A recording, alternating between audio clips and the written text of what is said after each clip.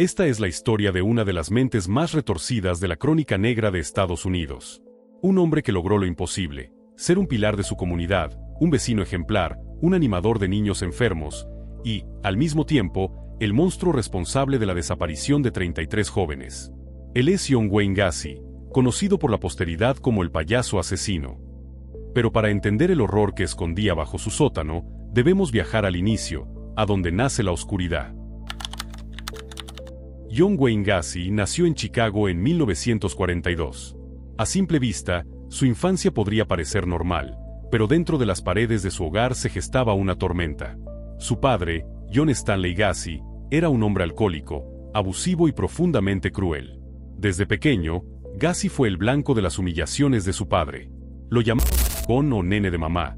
Lo golpeaba por cualquier motivo y nunca lo consideró lo suficientemente hombre. Esta falta constante de aprobación y el maltrato físico crearon en él una profunda inseguridad y un resentimiento creciente. Gacy creció intentando desesperadamente complacer a una figura paterna que solo le ofrecía desprecio. Además, su infancia estuvo marcada por problemas de salud. Sufrió un coágulo de sangre en el cerebro tras un golpe en la cabeza que no fue detectado durante años, lo que le provocaba desmayos. Para muchos analistas, este entorno de abuso constante y problemas médicos fue el caldo de cultivo perfecto para la psicopatía que desarrollaría más tarde. ¿Qué ocurre para que un niño abusado se convierta en un depredador? En el caso de Gacy, la transición fue gradual.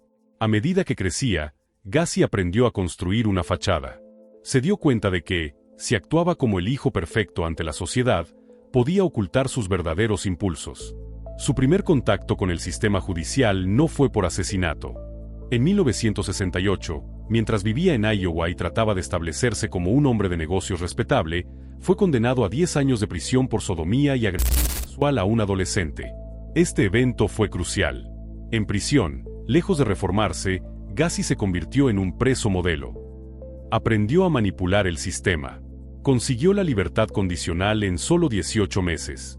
Fue aquí donde perfeccionó la máscara que usaría por el resto de su vida, la del ciudadano ejemplar que ha superado su pasado.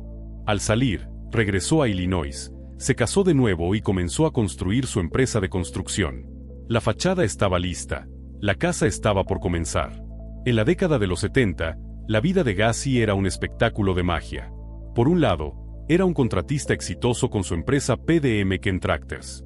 Era capitán del distrito de su partido político local y organizaba fiestas anuales en su barrio a las que asistían cientos de personas. Y, por supuesto, estaba Pogo. Gacy se disfrazaba de payaso para visitar niños en hospitales y actuar en eventos benéficos. Pero cuando se ponía el sol, la máscara cambiaba. Entre 1972 y 1978, Gacy comenzó una macabra ola de desapariciones. Su modus operandi era siempre el mismo. Atraía a jóvenes varones y adolescentes, muchos de ellos buscando trabajo en su empresa de construcción, a su casa en Norwood Park. Allí, les ofrecía alcohol o drogas y utilizaba una técnica de manipulación psicológicamente aterradora.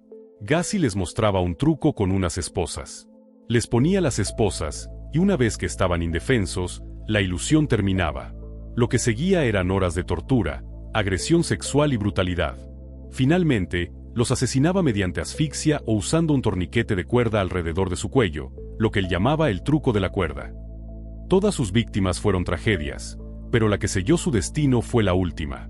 Fue su peor crimen no por la brutalidad, que fue igual de terrible que las otras, sino porque fue el que lo expuso. El 11 de diciembre de 1978, Robert Paist, de solo 15 años, desapareció.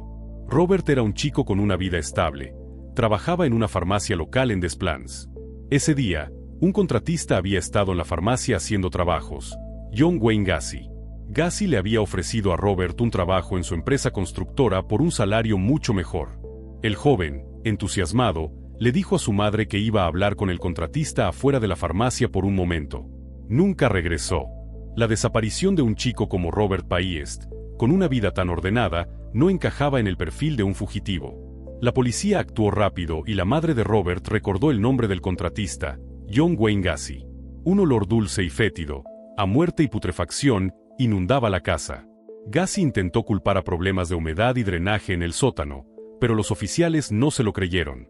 Gacy, sintiéndose acorralado y bajo una vigilancia policial constante, Finalmente se quebró ante uno de los oficiales y confesó: «Soy mi propio juez, jurado y verdugo».